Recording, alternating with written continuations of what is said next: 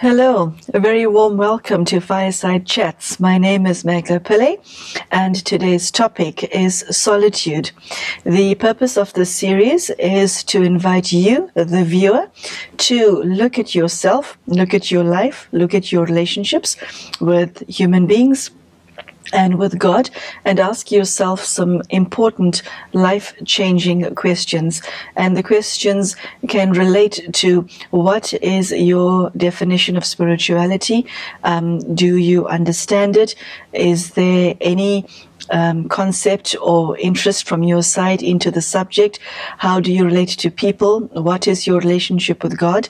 In order to answer all of these questions, I have here in the studio with me Sister Denise, who has been practicing Rajyoga Meditation for over 4 decades and who brings to bear an enormous amount of wisdom and depth into her understanding of the human psyche, the human spirit, of relationships, and particularly how one relates to God. So I invite you to spend this half an hour with us to explore this interesting and fascinating subject of solitude.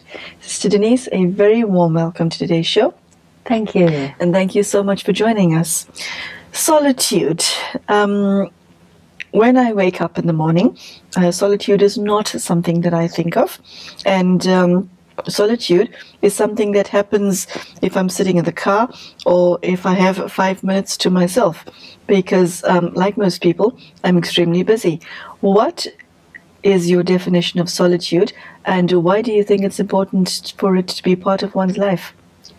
I think the greatest value of solitude is that you spend time with yourself.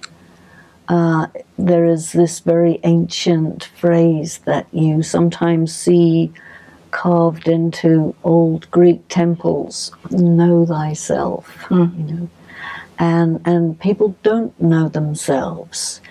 And when we are busy, then we're disconnected from the inner self. We're busy playing our role, or juggling the different responsibilities and so on, or we're responding to different demands. So we are operating in the external world, we're operating in the world of action, sense perception, and all that.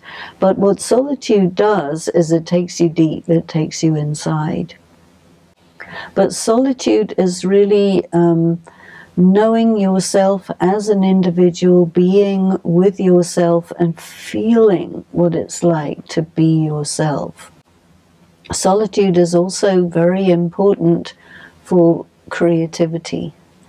And of course, not everybody is an artist, not everybody is creative, but those who are, they will seek out solitude. Also, people who are thinkers, philosophers, they will seek out time to really be with the self, because that is when you can think, and not just superficially, but deeply. So I think a very important part of solitude is that it fills your life with ingredients that are extremely sustaining. Sister Denise, I get the impression that you actively seek solitude, whereas most people have an aversion to solitude. Okay, it's the country in which I live in. Solitary confinement is the worst form of punishment that can be imposed on a human being, which is the case across the globe. And why is it that solitude has become equated with punishment? And why is it seen as an unnatural state and something to be avoided as much as possible? Well, when it's imposed, you see, if you seek solitude, you're the one who decides how much time you're going to be alone, where you will be when you are alone, and if you want to be in the company of people, you do that. So it's the problem is when it's a punishment, is because it's imposed by somebody and who's probably doing some other harsh forms of treatment along with the solitary confinement, because the actual location where you are is not going to be a beautiful one. You might be in a cage, and some nasty food is thrown at you occasionally. That is not pleasant at all. But if you are, those who are the contemplative monks and nuns, they're in their cell. It's called a cell. It's not a prison. You can go in and out whenever you want, but it's called a cell. And so you're in your solitude, and you seek a circumstance where you're focused within. And being in your own company, if you are interesting to yourself, that's pretty good. And because your thinking is interesting, you develop the ability to take different ideas, process them, go deep. You're looking at yourself, you're trying to understand the depth of you, what makes you who you are. Who are you anyway? This is still the big question. Who am I? What am I is easier. I'm a spiritual being operating in the material world through different subtle and physical instruments of consciousness, instruments of the body. But who am I? What makes me of substance that you can only really access by spending time quietly trying to feel yourself. Every soul, every person has their own resonance, their own note, if you will.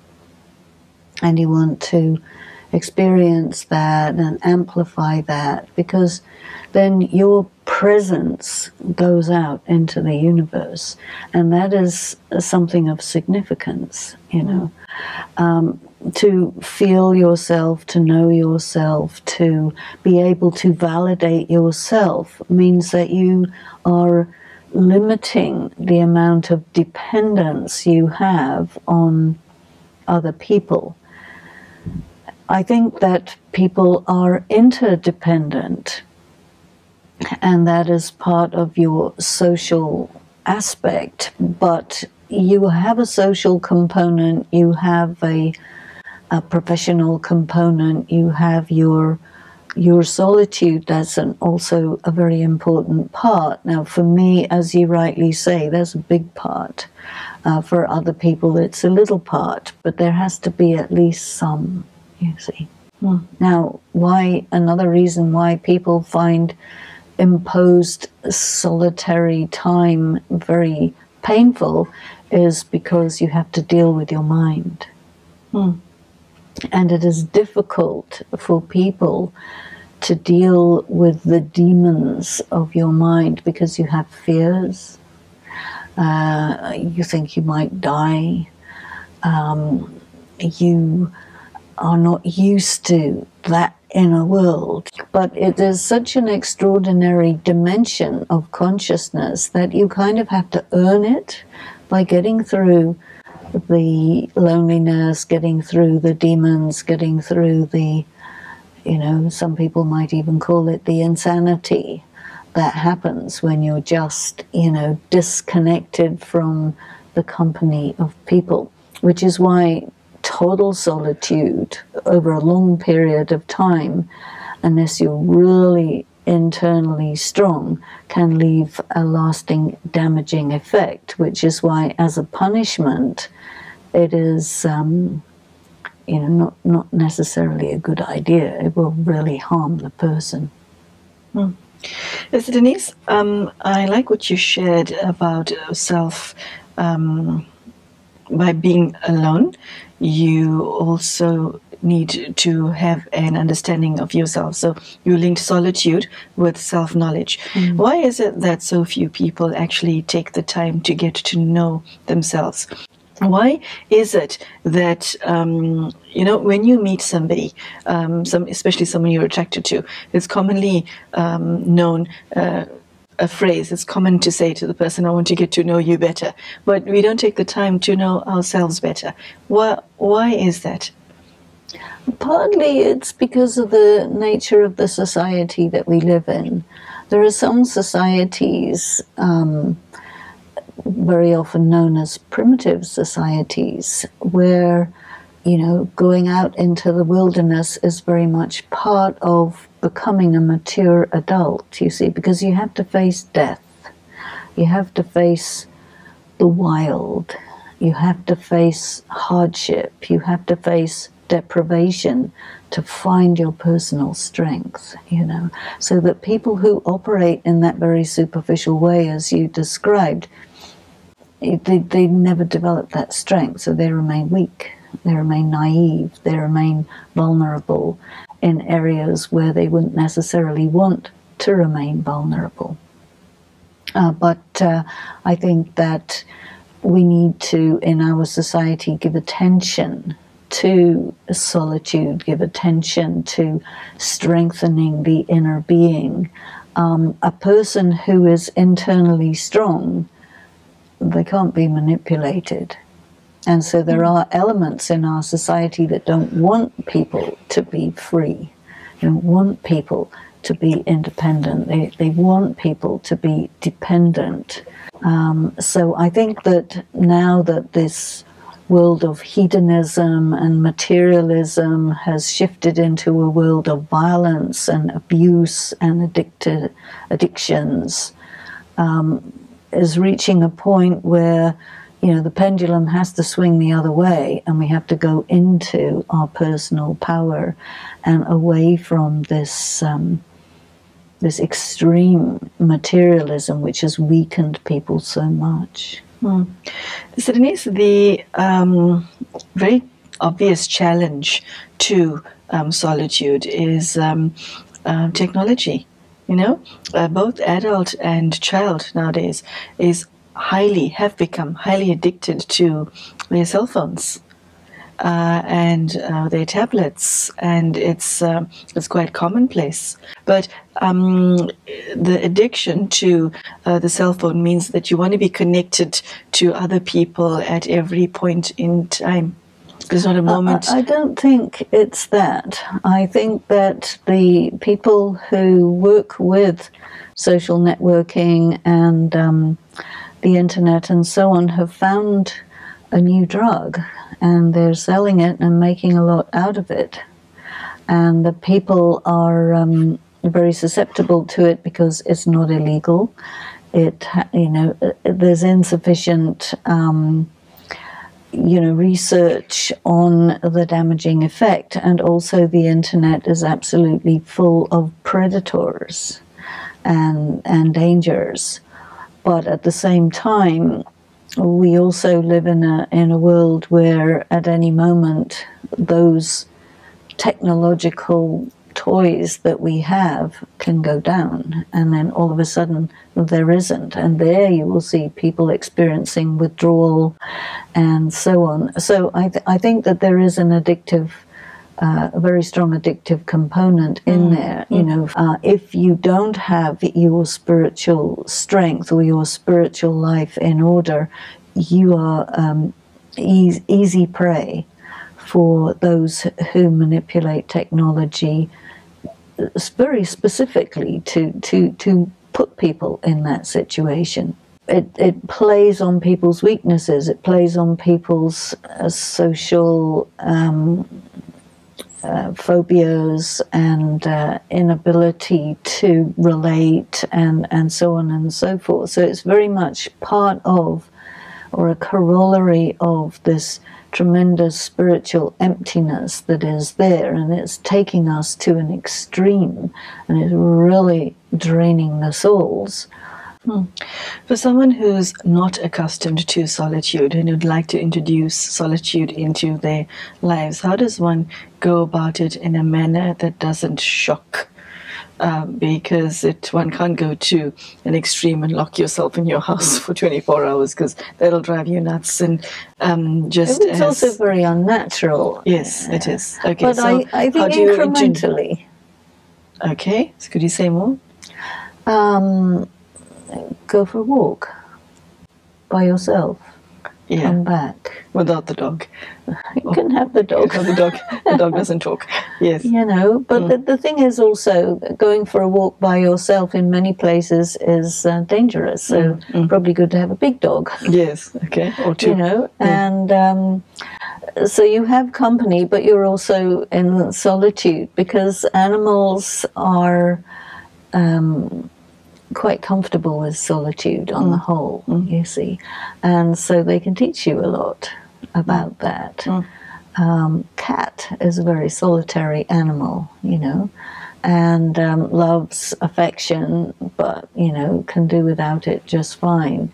So I think a very good way to find again your solitude is to, you know, do some stargazing, do some activity which is creative, just being by yourself, some sort of craft or something like this, reading. How many people read these days, you know, sit with a book? But, you know, gradually do this. And of course the meditation exercises, listening to music. There's so many things that are solitary activities that exist, that are there for us to take advantage of. We just have to get the idea to do it.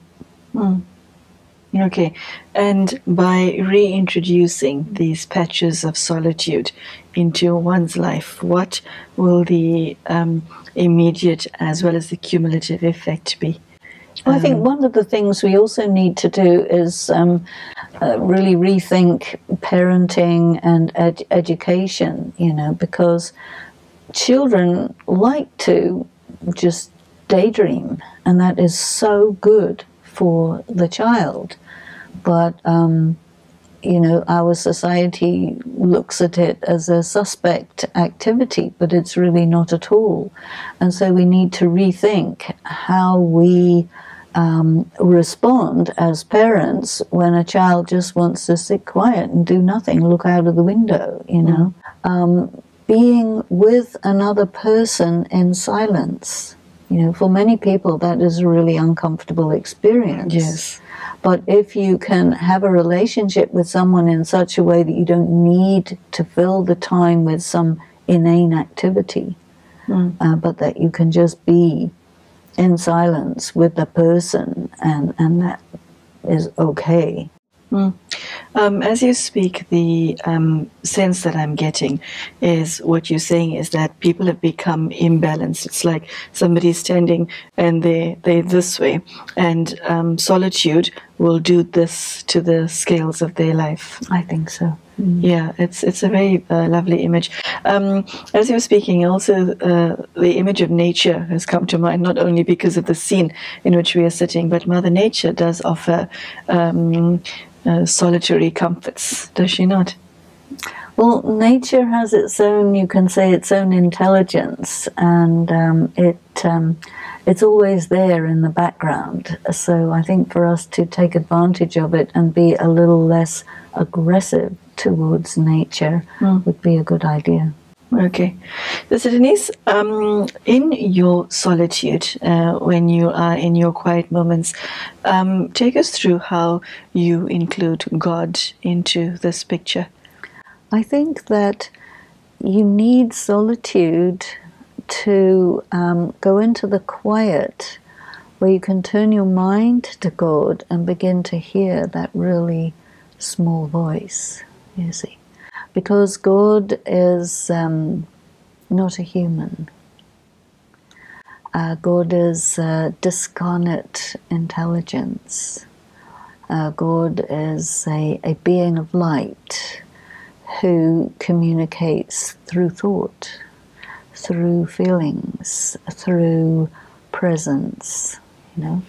And so when you are not in your solitude, you're busy in the material world. When you're in silence, you can go closer to the non-material world, because there is the material world, but there is also the non-material world. A lot of people, they don't even know that the material world is not all there is, you see. So I think solitude brings you closer to that non-material world, which is where God resides.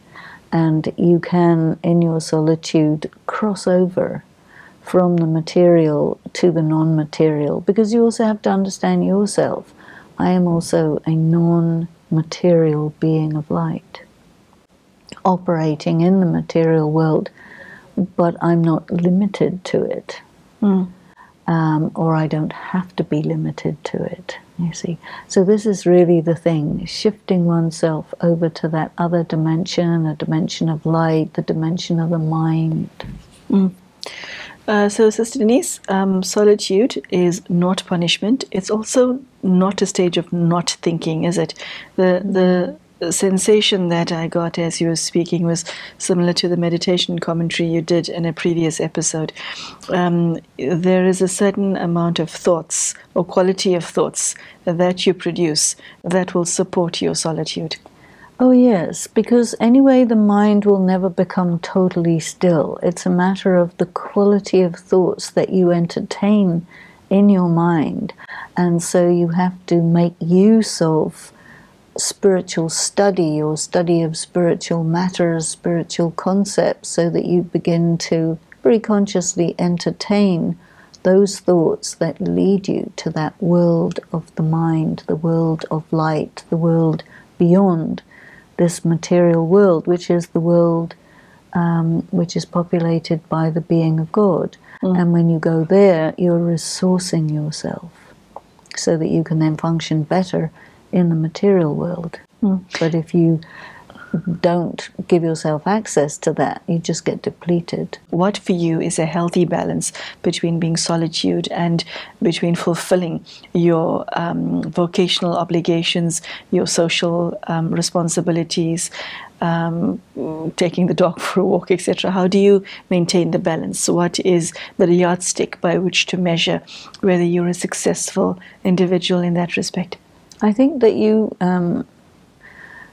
partition the day into different sections, because even a normal day has different atmospheres at different times. And so the early morning time is very much for solitude and for study. You see, this is where you fill yourself with spiritual energy and ideas, you see, and this then becomes the foundation of your day. And then, you know, in the mid-morning you move into your responsibilities, your actions. Then you have a little bit of a quieter time in the afternoon. It's downtime, you know, and then you have your social time in the late afternoon. Then you may have a little bit more quiet as you shift from your work day, as it were, into your evening, you know, and you may also even take quiet in the evening. That is also very good for solitary time. And a lot of people enjoy the evening meditations very much, you know.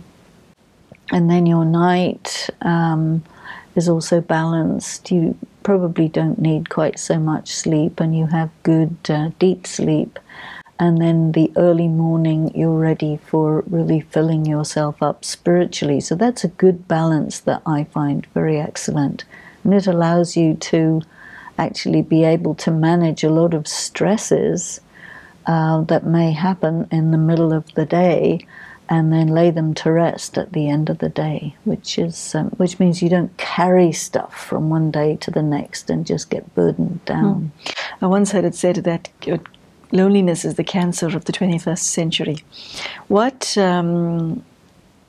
is somebody who is lonely or hates to be alone? How does he apply what you just said? Because loneliness is appreciating solitude the antidote to loneliness? No, it's not really that. I think that life will provide you with alone time, and if you don't know what to do with it, you get lonely. If you do know what to do with it, you get replenished. So I think it's really a matter of people just having no idea what to do with their alone time.